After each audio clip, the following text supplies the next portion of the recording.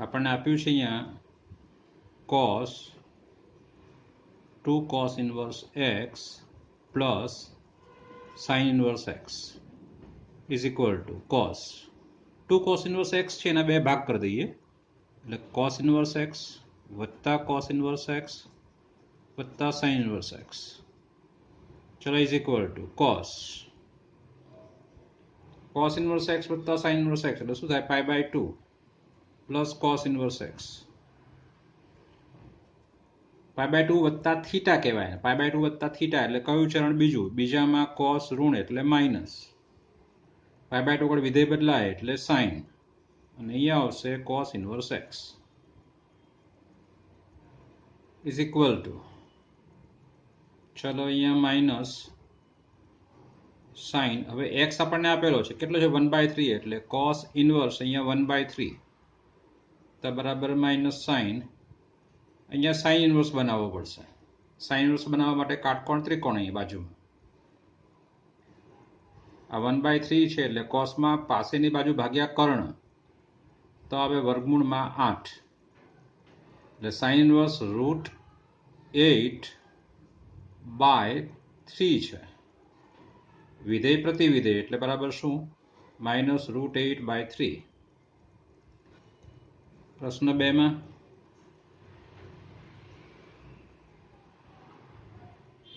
cot cosec inverse 5/3 plus tan inverse 2/3 चलो is equal to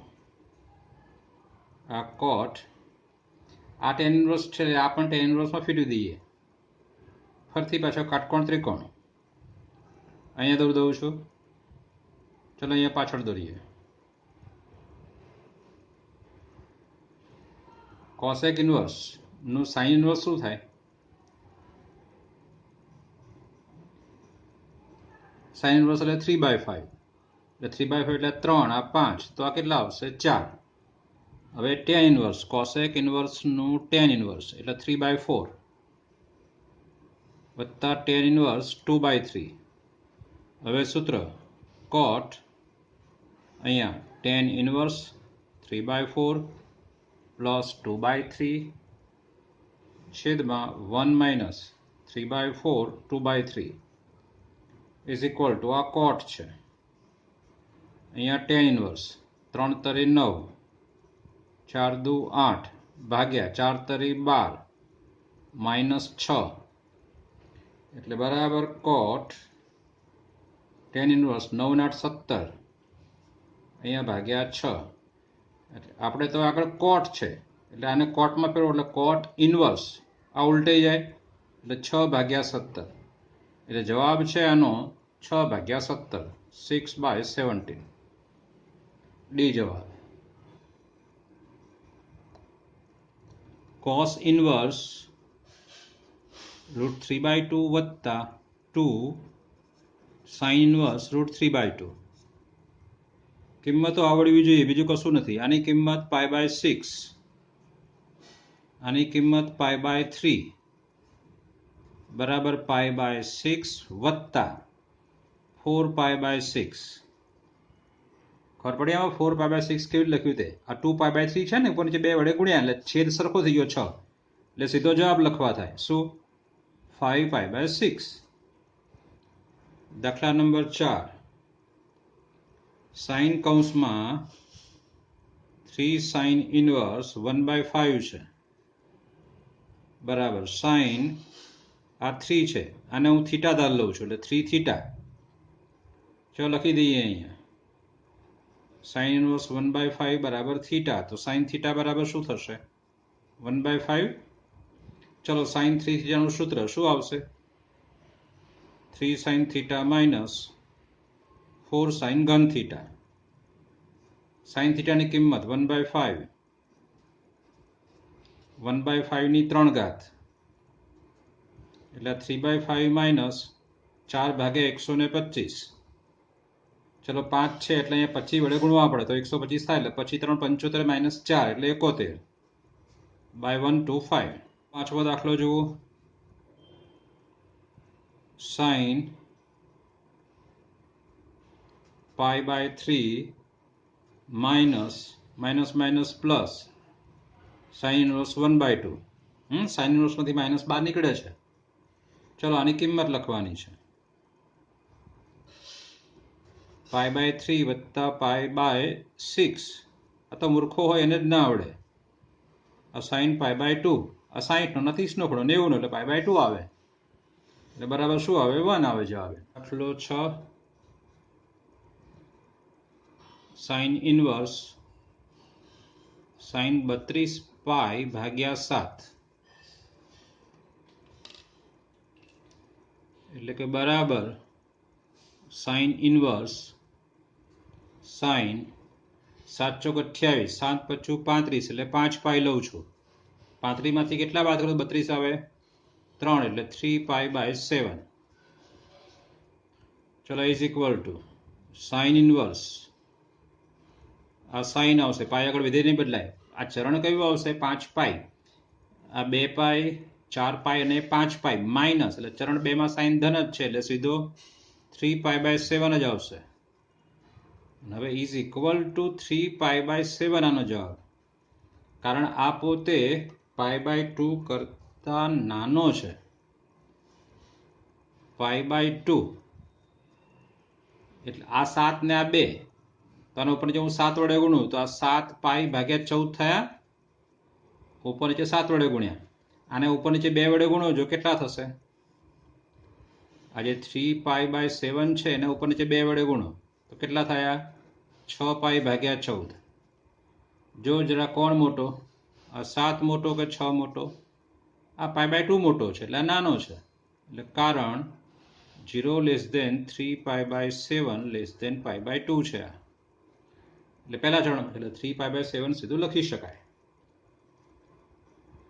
ચલો જરા 7મો દાખલો શું છે અહીંયા? તો cos inverse x by 5 plus cosec inverse 5 by 4 બરાબર પાઈ બાય 2. આ બરાબર પાઈ બાય 2 આવ્યો છે એટલે ખબર પડી જાય આપણને શું કરવાનું છે. આ cos ઇન્વર્સ છે તો એને તો એમને રવા દો જ, મતલબ આ એમને જ cos ઇન્વર્સ x બાય 5. પણ આ cosec ઇન્વર્સ છે એનું sin ઇન્વર્સ ફેરવો તો sin ઇન્વર્સ 4 બાય 5 એટલે પાઈ બાય 2. હવે cos ઇન્વર્સ ને sin ઇન્વર્સ તો આ બંને સરખા હોય એટલે x બાય 5 બરાબર 4 બાય 5 કારણ કે તો જ પાઈ બાય 2 થાય. આ બંને x સરખા હોય cos ઇન્વર્સ x વત્તા sin ઇન્વર્સ x બરાબર પાઈ બાય 2 એટલે માટે x બરાબર શું આવશે અહીંયા? 4.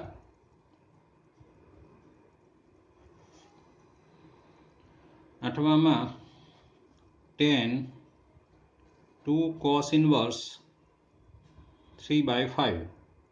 ચલો અહીંયા સરળતા માટે થીટા ધાર લઈએ એટલે 2 થીટા અને થીટા ધાર્યો છે આપણે.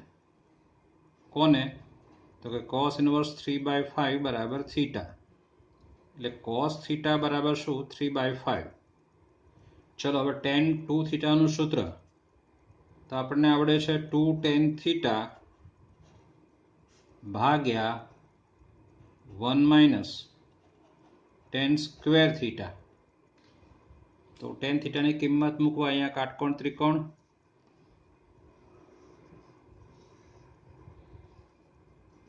આ થીટા cos થીટા બરાબર 3 તો આ 3 આ 5 તો 25 માઇનસ 9 એટલે આ 4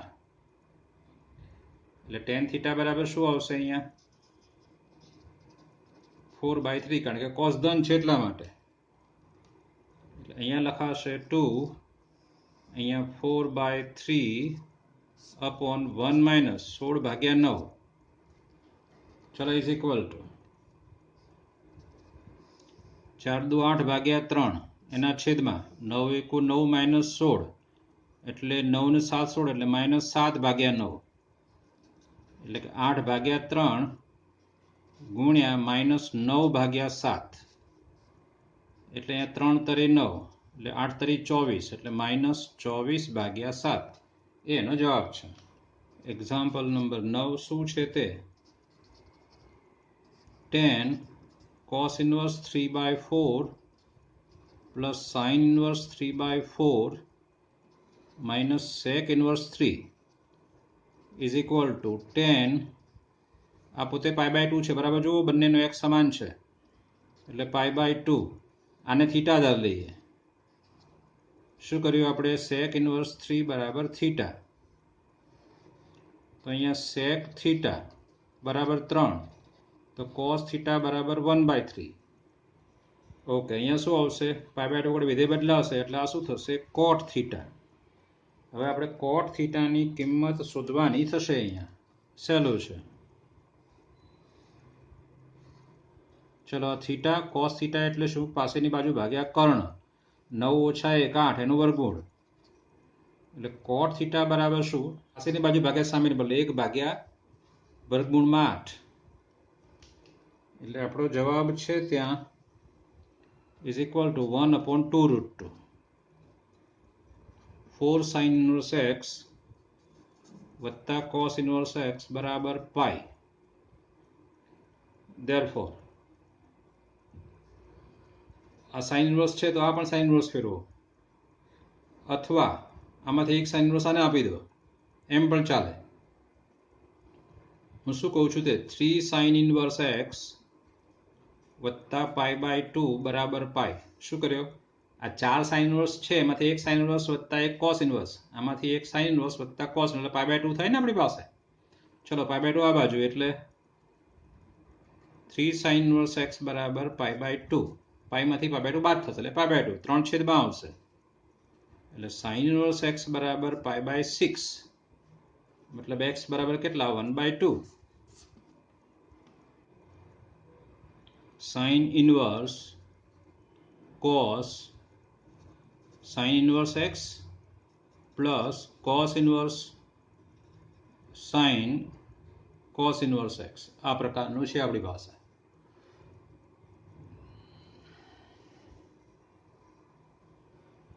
ચલો, is equal two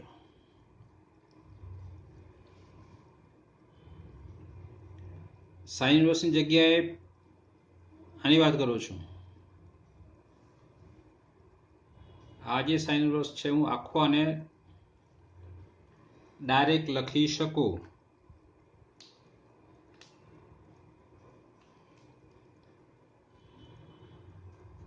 π/2 minus cos inverse cos sin inverse x વત્તા આની જગ્યાએ cos inverse ની જગ્યાએ π/2 minus sin inverse sin cos inverse x. શું કર્યું આપણે? તો આનો ઉપયોગ કર્યો છે કે sin inverse x બરાબર શું? તો π/2 minus cos inverse x, અથવા cos inverse x બરાબર શું? તો π/2 minus sin inverse x. આ આખો x લીધો છે sin inverse x, આ cos inverse માં આખો x લીધો છે cos inverse x. cos inverse x ની જગ્યાએ π/2 minus sin inverse આ x લખ્યો છે. હવે આ વિધેયના પ્રતિવિધેય એટલે શું બનશે આપણી પાસે? તો બરાબર અહીંયા મળશે આપણને π/2 minus sin inverse x. સીધો આ જ આવશે, cos અને cos inverse બંને નીકળી જશે, વત્તા π/2 આ માઇનસ વિધેય ને પ્રતિવિધેય નીકળી જશે એટલે cos inverse x આવશે. π/2 અને π/2 એટલે pi minus sin inverse x વત્તા cos inverse x. આ બંનેનો માઇનસ બહાર લીધો છે. આ કોણ? π/2 એટલે પાઈ માઇનસ π/2 એટલે કેટલા? π/2. તેથી શું હતું તે? તો કે sin inverse અહીંયા cos sin inverse x વત્તા cos inverse sin cos inverse x. ચલો, is equal two sin inverse cos sin inverse x ની જગ્યાએ cos inverse √1 minus x square. આ તમે યાદ રાખી શકો. cos inverse આ sin cos inverse x ની જગ્યાએ sin inverse √1 minus x square. અને મેળવવું સહેલું છે, કશું અઘરું નથી. cos inverse માંથી sin inverse મેળવવું સહેલું જ છે. એટલે બરાબર sin inverse આ વિધેયને પ્રતિવિધેય એટલે સીધું શું આવે? √1 minus x square.